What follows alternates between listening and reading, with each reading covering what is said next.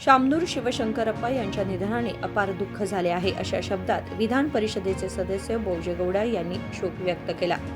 सोमवारी बेळगावमध्ये पत्रकारांशी बोलताना ते म्हणाले की त्यांचे औपचारिक शिक्षण कमी असले तरी त्यांनी लाखो विद्यार्थ्यांना शिक्षण देऊन त्यांच्या जीवनाला दिशा दिली। ಆತ್ಮೀಯ ಬಂಧುಗಳೇ, ಇವತ್ತು ನಾಡಿನ ಹೆಮ್ಮೆಯ ಪುತ್ರ, ಜನಾನುರಾಗಿ,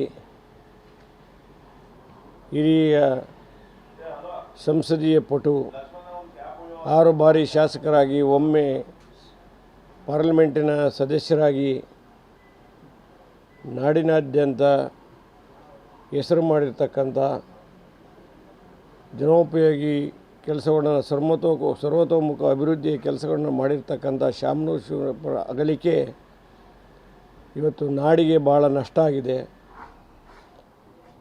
ಶೈಕ್ಷಣಿಕ ಕ್ಷೇತ್ರದಿಂದ ಹಿಡಿದು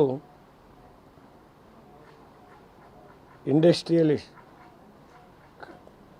ಜೊತೆಯಲ್ಲಿ ಎಲ್ಲ ವಿಧದ ಆಡುಮುಟ್ಟದ ಸೊಪ್ಪಿಲ್ಲ, ಶಾಮನೂರು ಶಿವಶಂಕರಪ್ಪರು ಕೈ ಹಾಕದ ಕ್ಷೇತ್ರ ಇಲ್ಲ ಅನ್ನೋ ರೀತಿಯಲ್ಲಿ ಸಾವಿರಾರು ಜನರಿಗೆ ಉದ್ಯೋಗವನ್ನು ಕಲ್ಪಿಸಿಕೊಡೋದ್ರ ಜೊತೆಗೆ ನಾಡಿನ ಆರ್ಥಿಕ ವಿಚಾರದಲ್ಲಿ ಭಾಳಷ್ಟು ಕೆಲಸ ಮಾಡಿರ್ತಕ್ಕಂಥ ವ್ಯಕ್ತಿ ಇವತ್ತು ನಮ್ಮನ್ನು ಅಗಲಿದ್ದಾರೆ। ಇವತ್ತು ಹಳ್ಳಿಗಾಡಿನ ಬದುಕಿನಿಂದ ಬಂದವರು,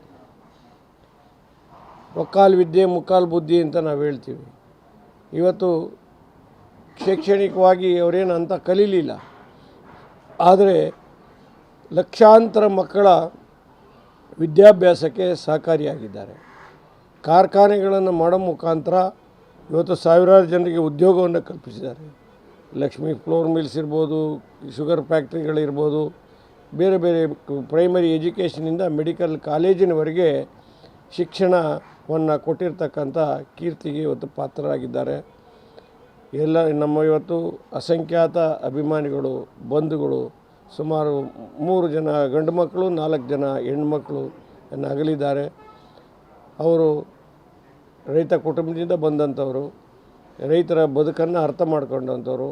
ಶಾಮನೂರು ಶಿವಶಂಕರಪ್ಪ ಅಗಲಿಕೆ ನಾಡಿಗೆ ತುಂಬ ನಷ್ಟ ಆಗಿದೆ।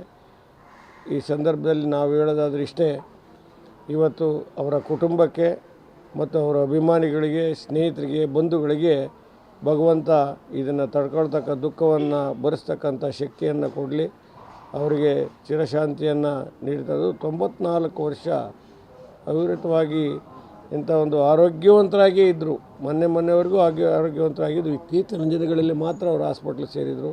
ಅವರ ಅಗಲಿಕೆ ಭಾಳ ನಷ್ಟ ಆಗಿದೆ।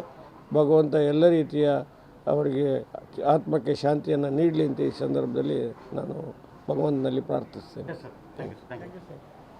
केवळ राजकारणातच नव्हे तर शिक्षण आणि औद्योगिक क्षेत्रातही त्यांनी राज्याला मोठे योगदान दिले आहे। त्यांच्या आत्म्यास शांती लाभो अशी प्रार्थना त्यांनी व्यक्त केली। विनोद कोलकार, KMM मराठी, बेळगाव।